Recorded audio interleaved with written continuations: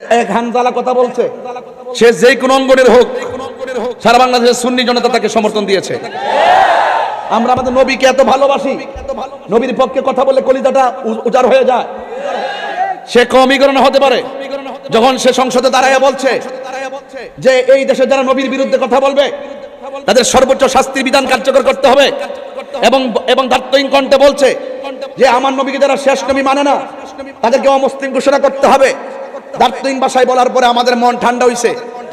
আমরা এটাই চেয়েছিলাম, আমাদের জীবন তুচ্ছ, মুস্তাফার মহব্বত আমাদের কাছে সবার শ্রেষ্ঠ।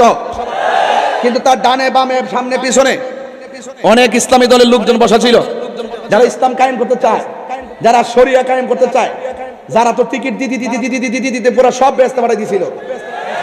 হ্যাঁ, আমি ভাবছিলাম যখন হানজালা বক্তব্য দিছে, আমি মনে মনে ভেবেছিলাম যে ওই সমস্ত ধর্ম যারা ধর্মের নামে কথা বলেছে, যারা বলেছে আমরা ইসলাম প্রিয়, তারা মনে হয় টেবিল থাপড়ায় ভাঙ্গে ফেলাইবো। দেখলাম যে একটা কথাও বলে নাই।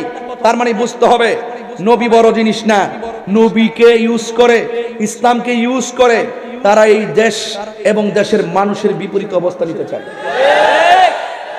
আর নাইলে কথা বললেন না কেন? প্রতিবাদ করলেন না কেন? 2 মাস হয়ে যাওয়ার পরও এই পর্যন্ত আপনারা ইসলামী মূল্যবোধের আলোকে একটা কথা সংসদ উত্থাপন করলেন না কেন? আপনারা যদি সকল বাংলাদেশের ইসলাম প্রিয় মানুষদের পক্ষ থেকে ম্যান্ডেট নিয়ে থাকেন, তাহলে মাজার ভাঙলো, এই ব্যাপারে কথা বললেন না কেন? নবীর বিরুদ্ধে কটূক্তি করলো, এই ব্যাপারে কথা বললেন না কেন? রইসুদ্দিনকে হত্যা করলো, এই ব্যাপারে কথা বললেন না কেন? তার মানে বুঝতে হবে আপনাদের মুখে ইসলাম আছে, অন্তরে ইসলাম নাই। আমার অন্য কোনো কিছু নিয়ে আফসোস নাই। আমি অত্যন্ত সার্থক হব শুধু সুন্নিরা যদি এক হয়ে যায়। আর কিছু আছে? ইনশাআল্লাহ বলেন, ইনশাআল্লাহ বলেন। আমার কথায় কেউ রাজনীতি গন্ধ খুঁজবেন না, রাজনীতি গন্ধ খুঁজবেন না। আমি বলবো যারা সুন্দর করে ধর্মের কথা বলেন, এদের নাটক দেখতে দেখতে জনগণ অতিষ্ঠ হয়ে গেছে। কথা কি সঠিক? এই জন্য বলুন, ইজ্জতের মালিক কে? জাহান্নামের উপর একটা রাস্তা হবে কিনা? বলেন না কেন? জাহান্নামের উপর একটা রাস্তা হবে কিনা? রাস্তার নাম কি? বলেন না, রাস্তার নাম কি? এখানে শুধু আমরাই উঠবো, আর কি উঠতো না? হিন্দু, খ্রিস্টান, বৌদ্ধ, নাসারা, মুসলমান, যত দল বিদল আছে সবাই উঠবে ওই রাস্তায়। উঠার পর আল্লাহ বলবেন পার হও। সেই দিনটা কিন্তু অপেক্ষা করতেছে। জুলুম করবেন না, জেনে সত্যকে গোপন করবেন না। আহলে সুন্নাত ওয়াল জামাতকে মাইনাস ফর্মুলা রেখে যারা মনে করে যে তারা ইসলামী লিজ নিয়ে এসেছে, আমরা একদিন প্রমাণ করব তোমরা ভুয়া। এই জনগণ প্রমাণ করবে তোমরা ভুয়া। কথা বলেন ঠিক কিনা? মিষ্টি মধুর কথা বইলা বইলা তলে তলে ষড়যন্ত্র, এগুলো আমরা সব বুঝি।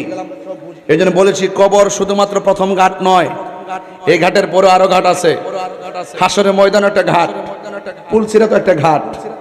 এই পুলসিরাত সাধারণ জিনিস না। এখানে আসার পথে রাস্তা দেখে অনেক খুশি হয়েছি। এদিকে যে ব্রিজের পর্দা রাস্তাগুলো হয়েছে, গতবার এসে তো একটু ঝড়াঝন্য পেয়েছিলাম, এবার ডাইরেক্ট চলে এসেছি। খুব সুন্দর রাস্তা, নদীর উপর দেখলাম ব্রিজ, নিচে পানি। কিন্তু আল্লাহ যেদিন ব্রিজটা দাঁড় করাবে, নিচে হবে আগুন। নিচে কি হবে? আগুনের ব্রিজ দেখছেন কোন? পানির উপরে ব্রিজ দেখেছেন, কিন্তু আগুনের উপরে ব্রিজ দেখেন নাই। আগুনের উপরে ব্রিজ হবে। এই ব্রিজটা কিন্তু আমাদের এর মতন মোটা হবে না, চুলের চাইতে চিকন হবে, হীরার চাইতে ধারালো হবে। নিচে থাকবে জাহান্নামের আগুন, আর আগুনটা লাল হবে না, আগুনটা হবে কালো। এই যে আগুনটা হবে কালোবাজি, আগুনটা কালো হবে এবং কুচকুচ কালো হবে। রাস্তাটা হবে চিকন। বাবা আরেকটা সাউন্ড উঠাই দিও। রাস্তাটা হবে চিকন, হীরার চাইতে ধারালো, নিচে থাকবে আগুন, আগুনের রং হলো কালো। ও যুবক, একটা কথা বলি, বলেন মহেশখালীতে যখন চুলার মধ্যে আগুন ধরায়, আগুনের ধরায় লাকড়ি দিয়া, আগুন ধরায় বিভিন্ন কাঠ দিয়া, আগুন ধরায় খেরের কারি দিয়া, কিন্তু আল্লাহ রাব্বুল আলামিন বলেন ওয়াকুদুহান নাস ওয়াল হিজারা উইদ্দাত লিল কাফিরিন। হাসরের মাঠে যেই দিন পুলসিরাতটা কায়েম হবে, নিচে থাকবে আগুন, এই আগুনটা আল্লাহ ধরাবে মানুষ এবং পাথর দিয়া। রাসূল করিম সাল্লাল্লাহু আলাইহি ওয়াসাল্লাম বলেন এই আগুনটা অনেক তাপ হবে। এই আগুনটা কিন্তু আল্লাহ পাক প্রস্তুত করছেন উইদ্দাত লিল কাফিরিন, কাফেরদের জন্য।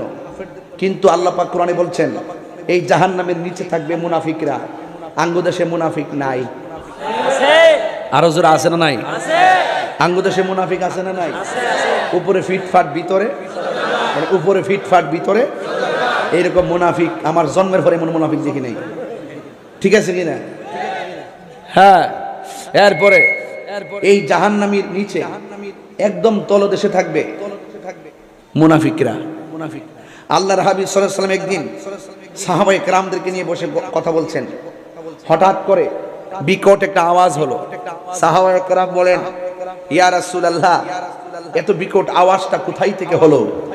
বলুন, মহেশখালীর মানুষ, কুতুবদিয়ার মানুষ, আওয়াজ করে বলুন, আমার নবী জানার ক্ষমতা আছে না নাই? আসলে আছে। ক্ষমতা নবীর দিছে কে? এই নবীর এই কথাগুলো বলা কি অন্যায়? নবীর শান শুনলে সহ্য করতে পারে না এমন অনেক মানুষ আছে, আছে কি না বলেন?